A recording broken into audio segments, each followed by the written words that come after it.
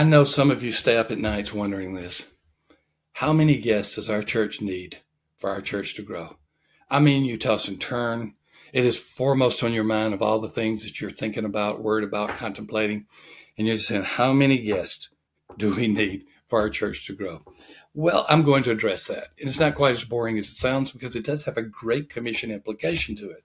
So stay tuned. This is the Church Answers podcast where you get bite-sized nuggets in 10 minutes or less. And you can decide whether you want to chew them, swallow them, or spit them out. But they're going to be quick. Our always sponsor is Belay. Go to belaysolutions.com. The productivity experts, they're the ones who can provide you with a bookkeeper or a virtual assistant. There are other roles as well. Just check them out at belaysolutions.com and check out their download. It's been around for a while, the power of productivity.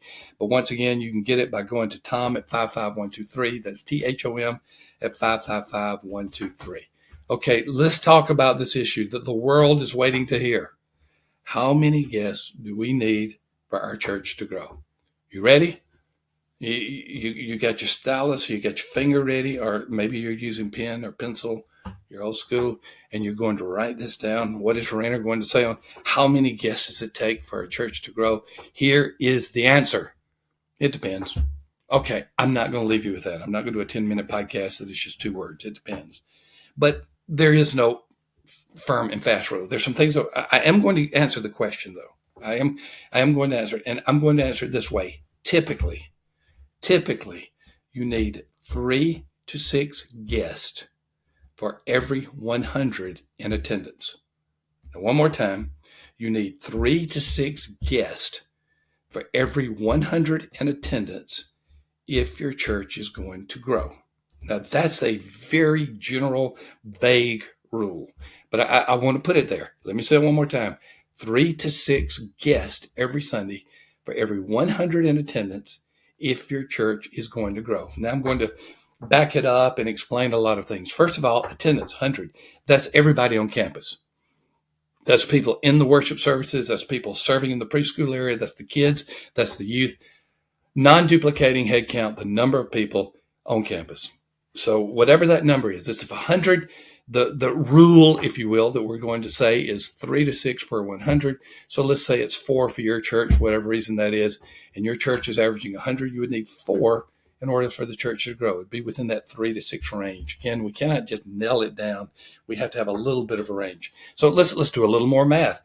If your church is averaging 200, that means that you need between 6 and 12 guests per every Sunday, which sounds like a lot, for your church to grow, and you can continue to do the math accordingly.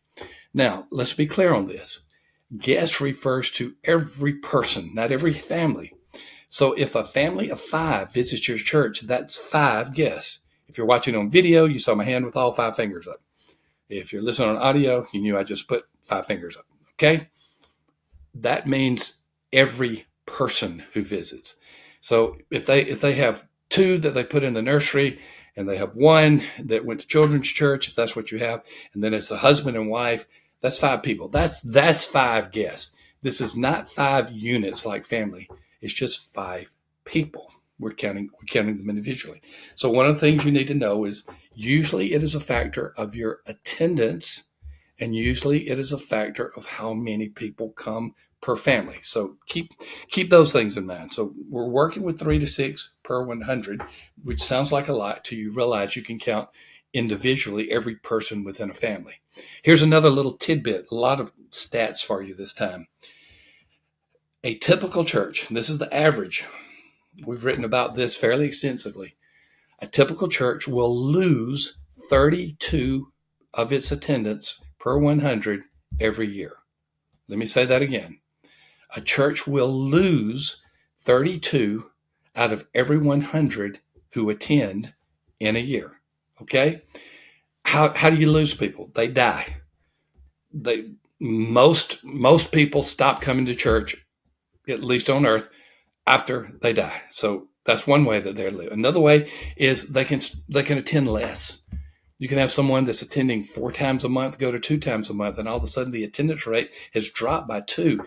The person hadn't left, but their non-attendance is reflected in the lost attendance because they're not attending with frequency. We've written about the frequency rate of attendance. That's another way. Another thing is that they can transfer to another church in the community. Another thing is that they can relocate to another community. So all of those factors come together, and that means for every 100 in attendance, a typical church has to replace 32. That's almost 1/3 of its attendance every year. And so if you are not getting people coming into the church that are new, guests, if you will, you're not likely going to replace those numbers. Now, you could do something like do everything you can to get the less frequent attenders to be more frequent attenders, and that would be good. But for the most part, you are going to need to have guests coming as a regular flow. Okay, that begs the question, Thom, how do I get guests? Boy, that's a big it depends. There's so many factors. Let me recommend my book, unashamedly, called Becoming a Welcoming Church. And there are just so many factors in that to welcome guests when they come. So just look up, Alana will put it in the show notes, Becoming a Welcoming Church by Thom S. Rainer. Just that by itself will tell you one part of how you can have guests come in. Also, on a previous podcast, we talked about a new resident ministry where you send postcards to the new residents in the community, and how encouraged we are to see the results of that as Church Answers has partnered with Outreach to make these available to our audience. So those are just two resources. I could go on and on and on about how to get guests. A third one I'm going to mention, and again, I'm throwing a lot at you. I hope something sticks to the wall, is look at the Hope Initiative. The Hope Initiative is a renewal of evangelism and prayer in your church. It's a 30-day kickstart. So those are just three resources that I would recommend in order to increase the flow. So once again, look at my book, Becoming a Welcoming Church. That means you're getting ready for guests. Look at the new resident mailer with Outreach. That's going and getting those guests. And look at the Hope Initiative at Church Answers, which is a way to change the culture, the attitude, the hearts of the members and the leaders as well. I can tell you this, I won't promise you results, but I will say I have yet to see a church that has moved in all three of these directions: Becoming a Welcoming Church, the Hope Initiative, and using the new resident mailer that hasn't seen a great improvement in the number of guests who come.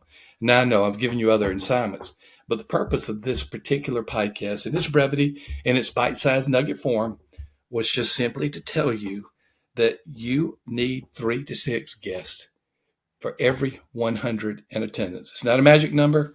It's not a hard and fast number, but it is a pretty widely used, accepted rate of the guest flow that you need.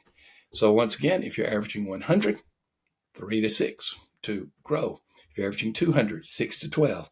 And let me remind you once more that those numbers include each member of a family. A family of 5 or 6 comes, you count 5 or 6. I hope I haven't overwhelmed you with numbers and losing 32 and 3 to 6 to replace them and all that. I hope it has been meaningful to you. And in the meantime, if you've got any questions, hey, join us at Church Answers. I mean, $9.97 a month, and you get to be with this incredible community, and you get all these perks. So just go to our membership and be one of the nearly 2,000 that are chatting with each other on a daily basis. You'll love it. You'll absolutely love it. Until then, thanks, Belay, for being our sponsor, belaysolutions.com. Remember, they are the productivity experts. And thank you, the listener or viewer, for being here. Love having you. Hey, let me know somehow how we can serve you. I'd love to find out. And I'll talk to you in the next episode.